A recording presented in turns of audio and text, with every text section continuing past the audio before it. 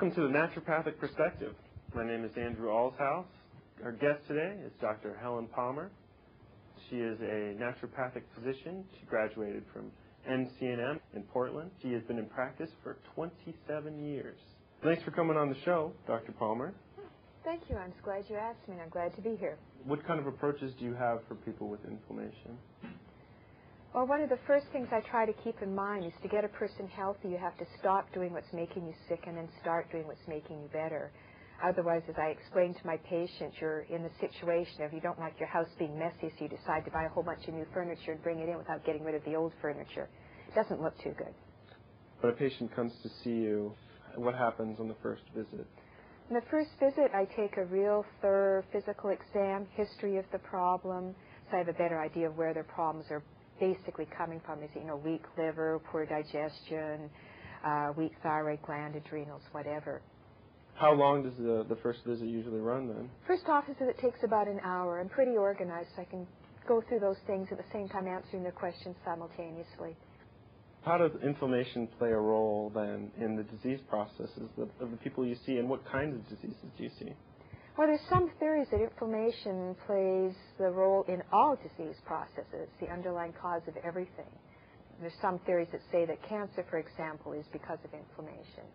You have toxins building up in an area, the body doesn't like that, it tries to protect that by using inflammation to try and close off the area so it doesn't spread to the rest of the body, and then your cells start becoming abnormal, and from there on it's downhill. There's a lot of good research right now indicating that vitamin D deficiency can be at the basis of a lot of cases of MS, breast cancer, colon cancer, prostate cancer, and actually a few other things which I can't think of at the moment.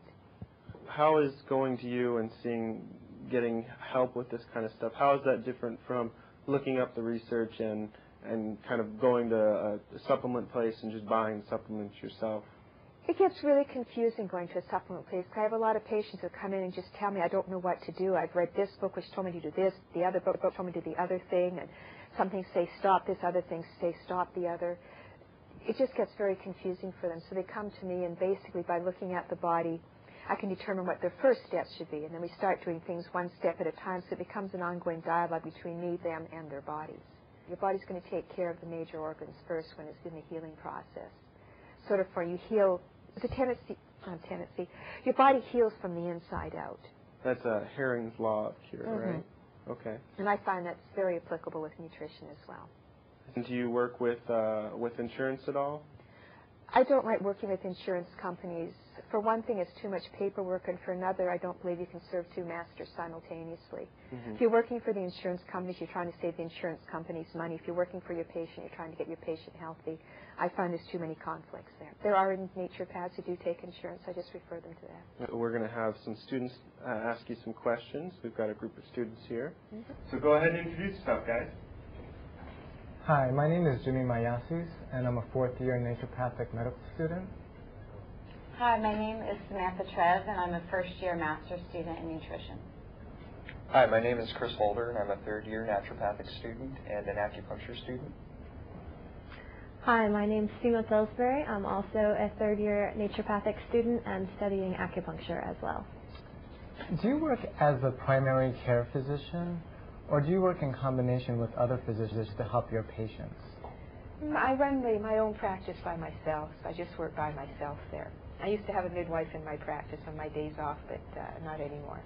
Dr. Palmer, I was wondering, what are the most difficult foods your patients struggle to eat or not to eat, and how do you support them through this? Okay, getting back to the inflammatory topic, I find that the most problematic foods are in the grains. Wheat, rye, oats, barley, and corn.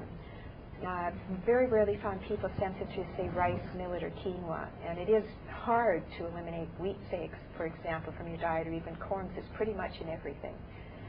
But since myself, I am gluten intolerant, I have found out ways of doing that, and I try to pass my experience on to my patients to make it a little easier for them to do that.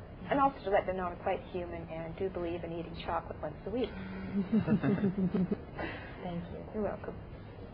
Hi, Dr. Palmer. Hi. I was wondering, how do you evaluate the effectiveness of your treatments?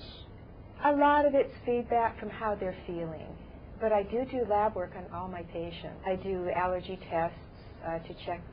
Some people just like to go on a challenge diet, eliminate everything except vegetables and protein, and then we'll see how you feel. And others like to know in black and white exactly what they're sensitive to, so I do the allergy tests for them.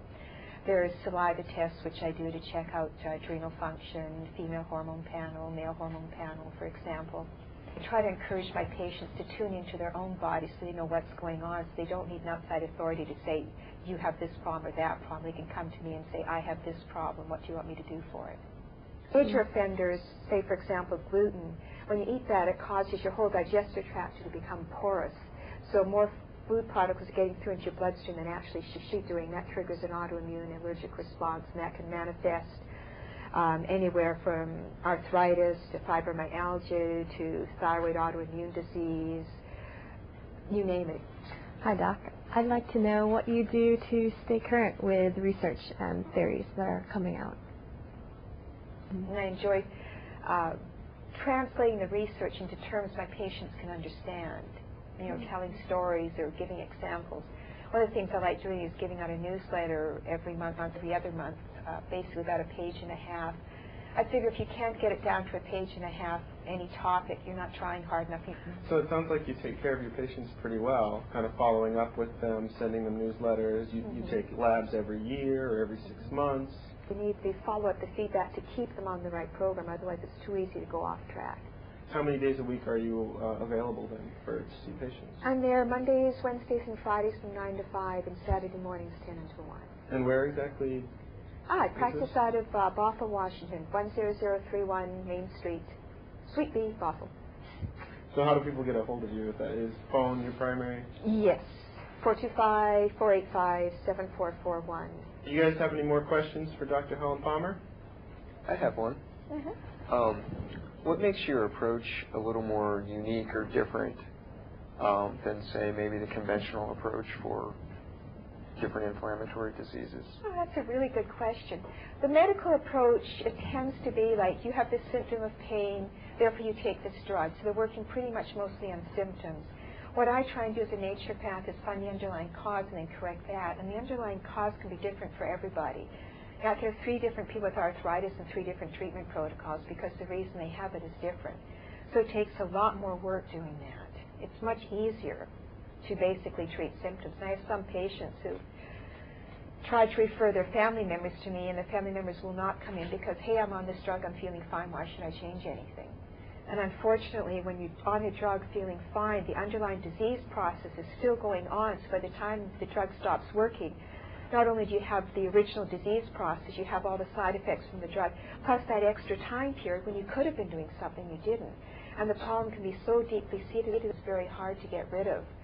One of my patients in particular had really severe rheumatoid arthritis. In her case, it turned out to be sugar. She was very sensitive to sugar.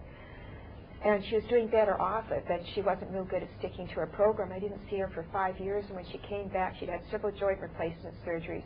She was in agony all the time. She was on corticosteroids. Nothing was working anymore.